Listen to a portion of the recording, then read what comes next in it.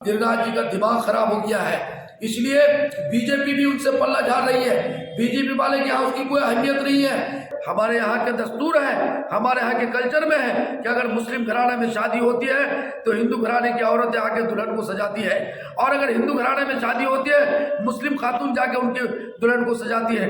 यहाँ का हमारा कल्चर है, गंगा जमनी तहजीब है। इंशाअल्लाह आइंदा गिरिराज को इस तरह की हरकत करने के लिए हम लोग नहीं देंगे। और मैं हुकूमत बिहार से और हुकूमत हिंद से मैं मुतालबा करना चाहता हूँ कि ऐसे एक शख्स को पार्टी से निकाला जाए और मंत्रालय से उसको निकाला जाए। हम सबसे पहले तो हम ये कह रहे हैं, जो गिरिराज जी है जो नफरत फैला रहा है, हम उनकी शदीद मजम्मत कर रहे हैं। ठीक है, हिंदू स्वाभिमान यात्रा निकाले।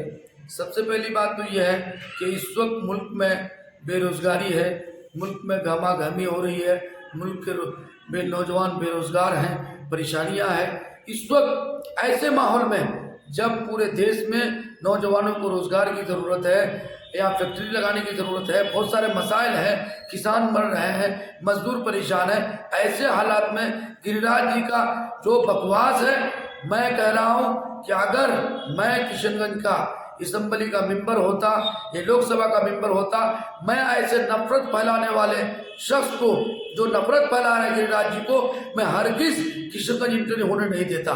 लेकिन बहरहाल वो आया, लेकिन अगर वो मेहमान बन के आता तो हम उसका स्वागत करते। लेकिन जो उन्होंने नफरत फैलाने की कोशिश किया, हम उसकी शदीद मजम्मत करते हैं। और उसी के मंच पर कहावत है कि इतर की दुकान में जाओगे तो इतर की खुशबू आएगी और कोयले की दुकान में जाओगे तो कोयले का टुकड़ा लगेगा। लेकिन हमारे जो प्रदीप जी हैं, वो माननीय सांसद अररिया के, वो हालांकि बहुत लोकप्रिय नेता भी हैं, लोगों के दुख दर्द में जाते भी हैं, लेकिन उनके मजलिस में जाने की वजह से, उनकी मनोसियत की वजह से उनकी जबान भी फिसल गई। उन्हें भी तमाम लोगों से अपनी बात को वापस लेना चाहिए, ताकि हमारे इलाके का, किशनगंज का, अररिया, पूर्णिया, ये तमाम ये जो गंगा जमनी तहजीब है वो बरकरार रहे। और मैं नीतीश कुमार से कहना चाहता हूँ कि नीतीश कुमार जी, आप जब यहाँ कहते हैं शांति और विकास की बात करते हैं, तो ऐसे लोग जो बिहार के शांति को भंग करना चाहते हैं, ऐसे लोगों को हरगिज़ इजाजत नहीं मिलनी चाहिए। गिरिराज सिंह आज बेलगाम होकर, और मैं कहूँगा गिरिराज जी का दिमाग खराब हो गया है, इसलिए बीजेपी भी उनसे पल्ला झाड़ रही है। बीजेपी वाले के यहाँ उसकी कोई अहमियत नहीं है। इसी तरीके पर पार्टी ने साफ इनकार कर दिया। मैं पूछना चाहता हूँ नीतीश कुमार जी से, जब पार्टी ने पल्ला झाड़ दिया तो गिरिराज सिंह की औकात कैसे हुई कि हमारे सीमांचल को बर्बाद करने के लिए इस तरह से यात्रा निकालते हैं। मैं मजम्मत करता हूँ। मैं अभी भी नीतीश कुमार जी से कहना चाहता हूँ कि गिरिराज पर मुकदमा किया जाए और उसको मंत्रालय से बाहर निकाला जाए।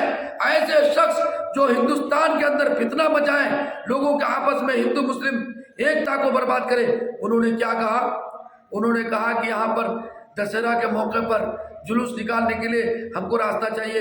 वो सरासर झूठ है। उसको मालूम नहीं है गिरिराज सिंह को कि हमारे यहाँ दशहरा का मेला लगता है तो हमारे मुस्लिम बच्चे, तकरीबन 80% हमारे मुस्लिम बच्चे जाते हैं, और हमारे हिंदू भाई जो दुकान लगाते हैं उनके यहाँ से खिलौना खरीदते हैं, उनके यहाँ से जलेबी खरीदते हैं, उनके यहाँ से मिठाइयाँ खरीदते हैं। और इसी तरीके पर जब दिवाली का मौका आता है तो हमारे बच्चे, मुस्लिम बच्चे पटाखे फटाते हैं। और बहुत सारे हमारे यहाँ के दस्तूर है, हमारे यहाँ के कल्चर में है कि अगर मुस्लिम घराने में शादी होती है तो हिंदू घराने की औरतें आके दुल्हन को सजाती है, और अगर हिंदू घराने में शादी होती है मुस्लिम खातून जाके उनके दुल्हन को सजाती है।